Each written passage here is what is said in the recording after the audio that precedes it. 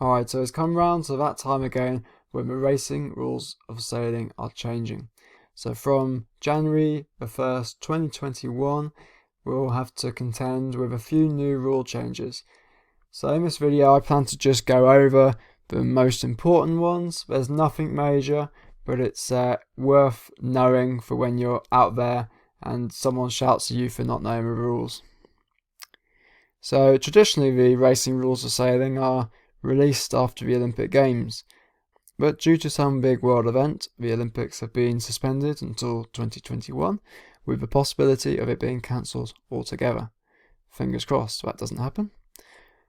Despite this, World Sailing has not decided to suspend the Racing Rules of Sailing update. In July 2020, the latest Racing Rules of Sailing were released, and as mentioned, they'll come into effect from the 1st of January 2021. So this video won't cover every change because there's a lot, and most of you won't have the patience to watch through an hour-long video, and many of the changes are immaterial or just added for clarity. So they don't really impact us that much out on the water. There's quite a bit of renumbering that's gone on from the last rulebook, so just because you see a rule has been removed, don't assume it's not still hiding somewhere else. And lastly, before we get into the video, feel free to disagree with or add to any of my interpretations, and they are my interpretations, although I've taken a lot of input from other experts in the space. So you can see comments from other users below the post, and maybe we can start a conversation down there. So let's start with the three most significant changes to the racing rules of sailing in 2021. So number one, the hull is now of primary importance. So World Sailing have removed several references of she and hull or crew or equipment in normal position. So they are replaced simply with hull. This change impacts the definitions of finish, start and Rule 21. However, equipment in normal position remains in reference to overlapping. Personally, I think this simplification is a welcome one. However, it does mean that boats with equipment protruding beyond their hull length or width may be slightly affected. For instance, a bowsprit crossing the finish line wouldn't count as finished. But since this change is made to both the start and finish definitions, the advantage that World Sailing gives with one hand, it duly takes back with the other. Also of note is that if you are reaching along the line with your body hiked or trapezed out, then you are no longer considered to have started early. So speaking to expert race officer Peter Saxon on this, he suggested this change was intended to exclude bowsprits, which are difficult to see on a start line, and it's also difficult to work out which boat each bowsprit belongs to. So significant change number two is that a race committee can now assign a boat a score of NSC, aka did not sail the course, without a hearing. So in A5.1 it gives a race committee the ability to assign a boat a score of NSC without a hearing. Previously the race committee had to finish them, then protest the boat in question or rely on another competitor to protest. Now the onus is on the competitor to request redress if they believe an NSC score is incorrect. I think this is a favourable change for club racing when no one wants to hang around for protests. However, it may be quite hard for a boat scored NSC to provide evidence in a redress hearing that they did indeed sail the course.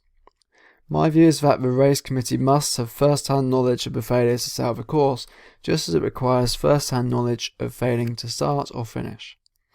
There is always the possibility of false allegations made from a fellow competitor. This new NSC score might also be used when a boat clearly leaves the course without notifying the race committee that they are retiring.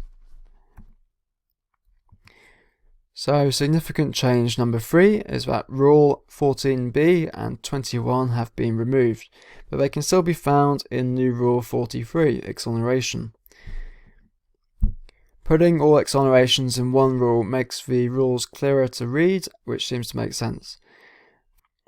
There are a few subtle changes to note. So firstly, the word compelled has been removed as a condition for exoneration for breaking Rule 31, touching the mark, when taking room or marked room.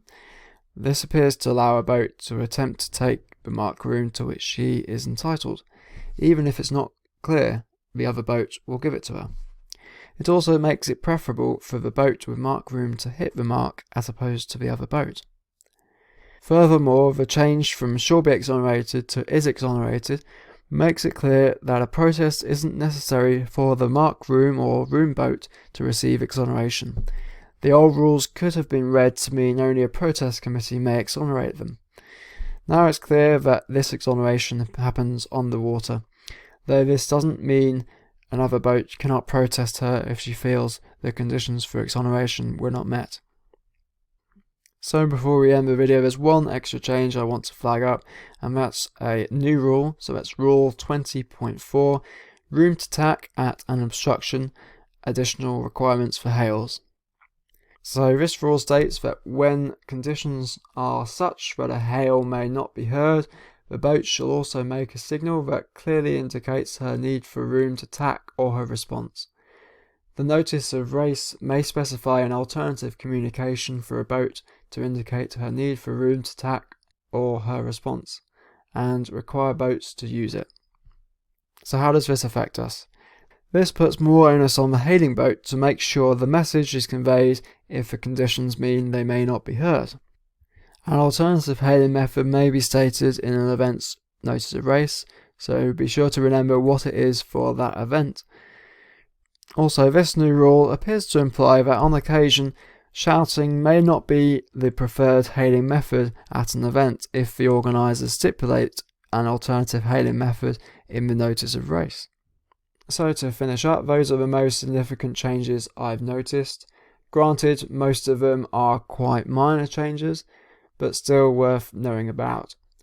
If there are any changes that you know of that I haven't included here that you think are important, then leave a comment below so we can all learn. Also, I've written a blog post on these changes which goes into more depth and goes through every single change in the definition section of the rulebook and part 1 and part 2. So you can read that here, the link will be in the description. Lastly, if you found value in this video, please give it a thumbs up, it helps my small channel grow, and I'll see you in the next video.